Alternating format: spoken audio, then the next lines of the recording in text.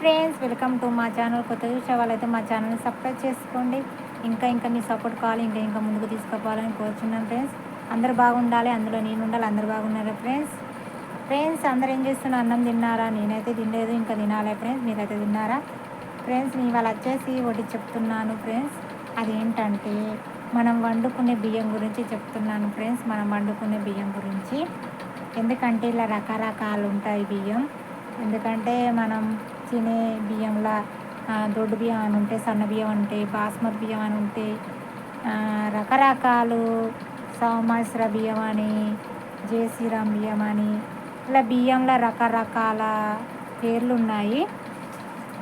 వీటికైతే మనం ఏది వండుకున్నా కానీ అన్నం, కానీ ఒకటి దొడ్డు అవుతుంది, ఒకటి సన్నం అవుతుంది అన్నం అయితే. కానీ ఏదైనా తినేదే కదా ఫ్రెండ్స్, నేనైతే చెప్తున్నాను.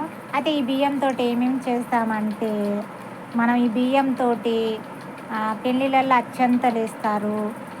మళ్ళీ అట్లా పోతే పిండి పట్టిస్తే ఇల్లు కట్టుకోవాలంటే ఈ పిండితోటి ముగ్గు పోస్తారు. పట్నాల కాడ ముగ్గు ఇదే పోస్తారు. దేవుళ్ళకు నైవేద్యం వండాలంటే పసుపేసి నైవేద్యం ఈ బియ్యమే వండుతారు.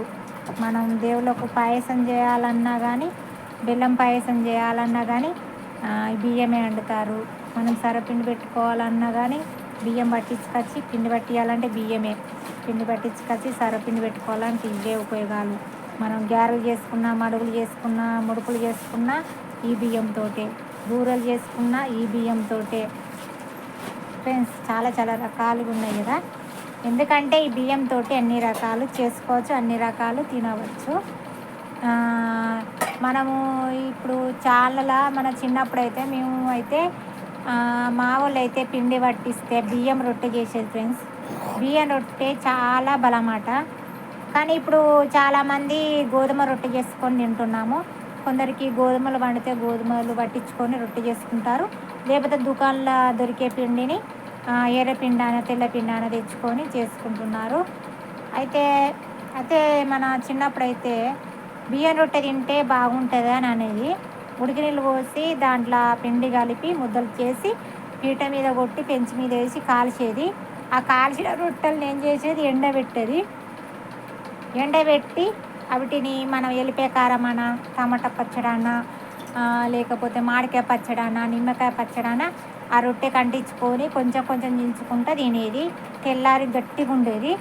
అయితే మేమైతే మా వాళ్ళు అయితే బియ్యం రొట్టె చేయంగానైతే నేనేం చేసేది ఫ్రెండ్స్, ఆ బియ్యం రొట్టెని వేడిది చించి గింతంత బెల్లం నానబెట్టుకొని ఆ గిన్నెల బెల్లం నానబెట్టేది, కరిగేదాకా చేసేది. కొన్ని నీళ్ళు పోసి బెల్లం నానబెట్టుకొని ఆ బెల్లం కరిగినాక ఆ రొట్టెని ఇట్లా మంచిగా సుంచి ఆ బెల్లంలో వేసి దాన్ని ఏం చేసి ముద్దలు కట్టుకుని వేడిది అయితేనే ముద్దలు కడుతుంది. మన బియ్యం రొట్టె చల్లారితే ముద్దకు రాదు. అయితే మా వాళ్ళు ఆ పెంచిమించలు తీసుతోటి ఆ రొట్టెని తీసేది, చిన్న ముక్కలు చేసి ఆ బెల్లం నానబెట్టిన దాంట్లో వేసి మంచిగా చిన్న ముద్దలు పిసికేది. ఇక ముద్దలు పిసికి తింటే ఫ్రెండ్స్ చాలా బాగుండేది. బియ్యం పిండి రొట్టెలు అంటే చాలా బాగుంటాయి. ఎందుకంటే చల్లారితే ముద్దలు చేయరాదు, కానీ వేడిదైతే చాలా బాగుంటాయి. బియ్యంతో ఇన్ని రకాలు చేసుకోవచ్చు ఫ్రెండ్స్. నాకైతే తెలిసిన వరకైతే ఇవి మీకు తెలుసు అనుకుంటానా. చాలా నాకైతే తెలిసిన వరకైతే ఇదే ఫ్రెండ్స్. ఎందుకంటే బియ్యంతో ఇన్ని ఉపయోగాలు. ఫస్ట్ పండియాలి, వడ్లు తీసుకోవాలి, మళ్ళీ గిన్నెలో పోయాలి, బియ్యం రావాలి, మళ్ళీ బియ్యం వచ్చినాక మనం తినడానికి, మళ్ళీ అన్నం తినడానికి, మళ్ళీ ఇన్ని రకాలుగా పనిచేస్తాయి అన్నట్టు బియ్యం. ఓకేనా ఫ్రెండ్స్? నాకు తెలిసిన వరకైతే నేను చెప్పాను ఫ్రెండ్స్. అందరు బాగున్నాయి, అందులో నేను ఉండాలి. ఇంకా మీ సపోర్ట్ కావాలి, ఇంకా ముందుకు తీసుకుపోవాలని కోరుతున్నాను. ఈ వీడియో నచ్చేది ఉంటే లైక్ చేయండి, ఇంకా కొంతమందికి షేర్ చేయండి. ఇంకా ముందుకు తీసుకోపోవాలి. కొత్త చూసే వాళ్ళైతే మా ఛానల్ సబ్స్క్రైబ్ చేసుకోండి. మీ సపోర్ట్ మాకు ఉండాలని కోరుతున్నాను ఫ్రెండ్స్. బాయ్.